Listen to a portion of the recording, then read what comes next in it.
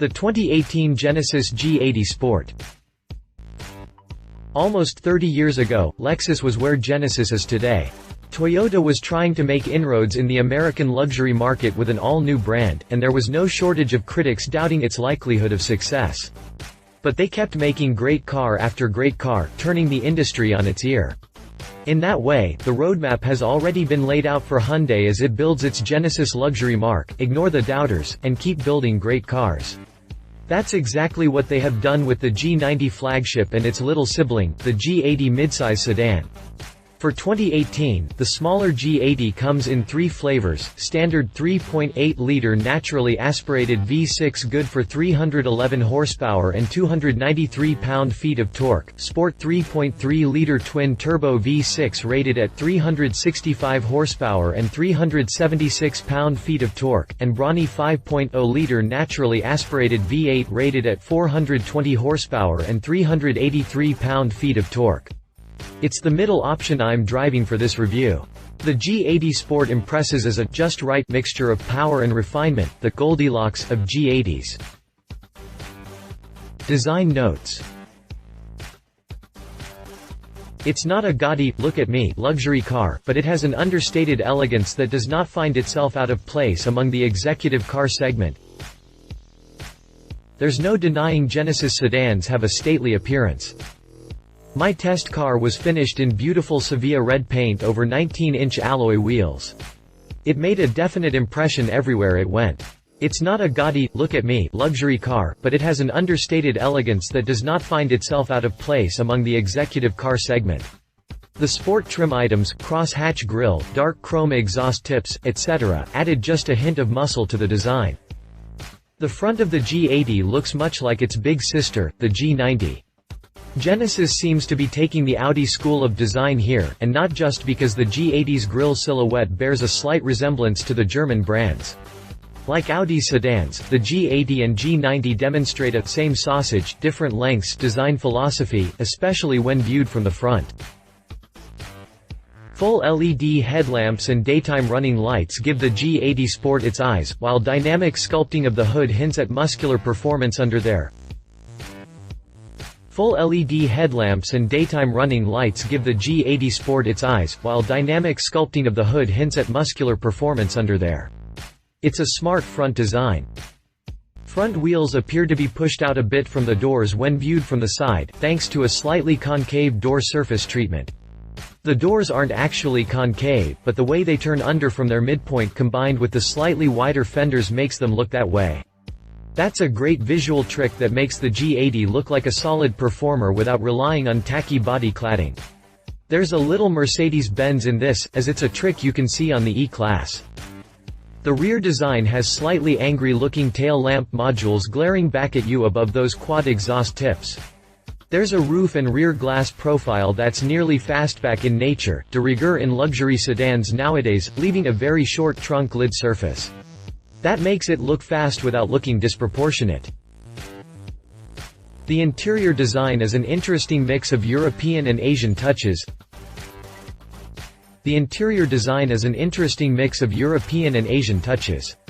The center stack is topped by a 9.2-inch color touchscreen and a VW Group-esque HVAC vent design. The shift lever for the G80 Sport's 8-speed automatic transmission is a joystick style that returns to center, and the throttle pedal is attached to the floor, both things that will be familiar to European car aficionados. But other elements such as the gauge cluster design and the busy controls on the wheel and in the center console infotainment interface are less European and more Asian in nature. Drive notes. The interior ambiance is pure luxury car. The G80 experience is definitely worthy of the luxury segment. Doors close with a quiet, confident sound. The interior ambiance is pure luxury car. Black leather covers almost every surface, frequently touched surface in my G80 Sport test car. Seats have an impressive array of adjustment options, including adjustable bolstering and extendable thigh support. That twin-turbo V6 whirs to life at the touch of the start button and stays so smooth at idle you could balance a nickel on its edge on top of the engine. Pulling away from a stop, the Genesis defaults to quiet and comfortable if you don't have a heavy right foot. It has selectable drive modes for Eco, Normal, Sport, and Snow, and in Normal mode, its throttle tip-in is nice and linear. Sport makes the skinny pedal a bit more aggressive and adjusts the transmission's shift algorithm to allow for higher revs when accelerating and cornering. Eco softens up the throttle and operates the HVAC system more efficiently in the name of conserving fuel. No matter which drive mode you choose, the 3.3-liter twin-turbo V6 will pull like a freight train if you ask it to. No matter which drive mode you choose, the 3.3-liter twin-turbo V6 will pull like a freight train if you ask it to. Though it's down on power to the G80's optional V8 365 horsepower versus 420, the two are much closer in torque 376 ft-lbs versus 383. And that's not the whole story, as the twin turbos ensure the G80 Sport's torque comes on faster and stays on longer than the naturally aspirated V8, peaking in a wide, flat arc between 1,300 and 4,500 rpm compared to the V8's a torque peak at 5,000 rpm. There was plenty of room in the G80 to haul my family. The Goldilocks theme continues in its size, which is considered a large car by EPA standards but hews closely to a lot of midsize luxury cars when you measure its exterior footprint. 4 adults could ride in this car in reasonable comfort for a cross-country journey as long as they're not all long-legged. Overall passenger volume is a generous 107.7 cubic feet, the reason for that EPA large car status. Since we started this review by talking about Lexus, consider this, their midsize sedan, the GS, has just 99 cubic feet of passenger volume, leading it to feel much more cramped than the Genesis G80 even though legroom and headroom measurements are comparable. Fair comparison, though, Lexus has more cargo volume in the trunk, with 18.4 cubic feet compared to the G80's 15.3. Overall passenger volume is a generous 107.7 cubic feet, the reason for that EPA large car status. As luxury cars go, the G80 Sport hit all the targets most luxury buyers would expect of it. It was smooth over the roughest pavement I could find. It was remarkably quiet. Its Lexicon 17-speaker sound system was clear at low volume and positively rocked at higher volume settings. Navigation and infotainment was relatively easy to learn and use, even if I was disappointed in the absence of Android Auto and Apple CarPlay connectivity, something offered by Hyundais that are less than half as expensive as this Genesis. Some reviews of Genesis cars knocked them for their handling balance not being as sporty as the established players in the segment, mostly thanks to soft suspension tuning and a hefty 4,500 lb curb weight. But I suspect most people who buy a Genesis are more interested in luxury than sportiness. Those who like a sporty drive will probably find plenty to love in the G80 Sport's combination of stout engine and slightly massaged exterior design, and its brakes and suspension have been altered from standard Genesis models to add a little more sporting character, too. Overall, the G80 Sport is a compelling package once you spend some time behind the wheel, particularly when you consider my loaded test car's all-in MSRP of $56,225. Competitors. Lexus GS. While the Lexus feels smaller inside, it's an athletic sedan with a unique exterior design and a luxurious interior. As noted above, the midsize Lexus GS is among the cars a G80 shopper might consider. While the Lexus feels smaller inside, it's an athletic sedan with a unique exterior design and a luxurious interior. I give the advantage to the Genesis G80 for a number of reasons, though. Chiefly, powertrains are better in the G80 lineup. There is no V8 available in your average Lexus GS. Upgrade to the GSF for nearly $85,000 if you want that kind of power, nor is there a Lexus GS with a twin-turbo V6. The bulk of GS sedans you'll see in dealer inventory are equipped with the naturally aspirated 3.5-liter V6 that makes 311 horsepower and 280 pound-feet of torque. Matched against the base Genesis G80's naturally aspirated 3.8-liter V6, the Lexus 3.5 might be a contender. But the Genesis twin-turbo 3.3-liter V6 blows it away in terms of refinement and power delivery. The Genesis has a more practical interior for passenger hauling, as well. It's more comfortable to drive with 3 passengers. The G80's design isn't as polarizing as the spindle grille era GS, either. The biggest advantage is price.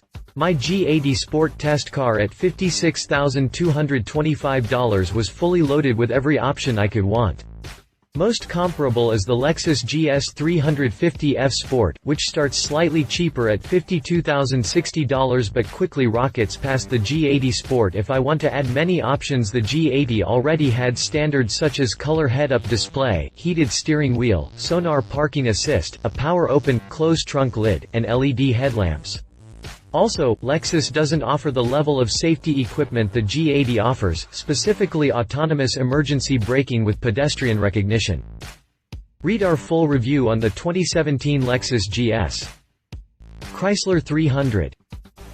True to American luxury cars of yesteryear, the Chrysler 300 can come across a bit more brutish and unrefined than its foreign competition. This seems like a weird comparison, but park a Genesis G80 next to a same-year Chrysler 300 sometime and it's clear these are two very distinctive cars that might appeal to similar clientele. The Chrysler 300 has a lot of American broad-shouldered charm going for it, but the Genesis G80 is equally handsome when seen side by side with the 300. The G80 is its equal in most measurements, and it beats it in the all-important interior metric, where Genesis squeezes out 107.7 cubic feet of passenger volume compared to Chrysler's 106.3 cubic feet. True to American luxury cars of yesteryear, the Chrysler 300 can come across a bit more brutish and unrefined than its foreign competition. The G80 walks all over the 300 in terms of ride quality. Also, Genesis has 3 engines to Chrysler's 2, and they're all smoother, but not necessarily better, than the engines you'll find under the bonnet of the big Chrysler. But the 300 has the edge when it comes to handling and road feel, and its big Hemi V8, while down on power to the available V8 in the G80, 363 horsepower versus 420, is a torque monster that out-torques the G80's V8, 394 FTLBS versus 383, and makes all the right sounds. For those who have a thing for muscle cars, the 300 has strong appeal. The G80 makes a lot of sense if you're shopping for a bargain, but if that's the case, the Chrysler 300 might make even more sense. A V8-powered Chrysler 300C starts at about $41,000 compared to the $57,000 MSRP on the V8-powered G80, and that's before the typical large discounts offered by many Chrysler dealers. That makes the V8-powered 300 a solid deal even when compared to our G80 Sport with its twin-turbo V6. And if fuel economy puts you off the idea of a big American 5.8, consider that the Chrysler 300's 25 mpg highway EPA rating is the same as the highway rating EPA gave my Genesis G80 Sport. I'd call the Chrysler 300 a dark horse candidate for anyone shopping G80 and its competitors. Read our full review on the 2017 Chrysler 300. Mercedes-Benz E-Class. The E-Class comes away with a slight advantage in rear seat legroom, but only because the G80 has a lot more front seat legroom. Here may be the Genesis G80's closest competitor. German car fanboys may be scoffing at that suggestion, but I think this is exactly the car Genesis had in mind when designing the G80. As noted above, the exterior design has elements of Mercedes-Benz E-Class. When you look at the measurements of both cars, they're very closely spec'd.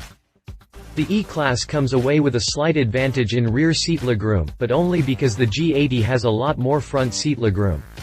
In all other interior dimensions, the cars are within an inch or two of each other. The exterior is much the same story, with Genesis just barely exceeding the Merc's footprint thanks to a slightly longer wheelbase and wider track. Engines are more directly comparable here than in the other two competitors above. Mercedes offers a slick 3.0-liter twin-turbo V6 that is slightly less powerful than the G80's 3.3. The trade-off is the Merc gets slightly better fuel economy ratings, the Genesis gets a 17/24 city, highway MPG rating from EPA, while the E400 is able to eke out 20/27 city, highway ratings. One distinct advantage Mercedes-Benz offers, the E400 comes only in 4 MATIC all-wheel drive trim. Another distinct advantage, it's available in wagon form, while the G80 is only offered as a sedan. In true German fashion, option pricing can easily place the E-Class well beyond my tested G80 Sport's $55,000 price point. But the two have almost identical base prices. Depending on how much equipment you want, you might find the Merc more appealing. Read our full review on the 2017 Mercedes-Benz E-Class. Conclusion. Genesis knows it has a lot of work to do if it wants to impress would-be Mercedes buyers. Not only does the car have to be outstanding, but so does the ownership experience. That's why Genesis offers valet pickup and drop-off for maintenance appointments, all of which is complimentary for 3 years or 36,000 miles, whichever comes first. That should win over a few would-be Chrysler 300 and Lexus GS buyers, too. It's a level of personal service none of the above competitive manufacturers offers at the time of this writing. Perhaps Lexus could have sped up the curve of its mainstream acceptance in the early 90s if it had offered that level of customer service. Time will tell whether Genesis requires the better part of a decade to start being taken seriously by luxury car shoppers, as was the case for Lexus. These are early days for the 2-year-old Marque. But I don't need time to determine whether Genesis has its act together when building a luxury car. The G80 proves that Korea is swinging for the fences, and that the luxury car establishment had better be paying attention. Disclosure: Genesis provided the vehicle, insurance, and a tank of fuel for this review. References: Genesis G80.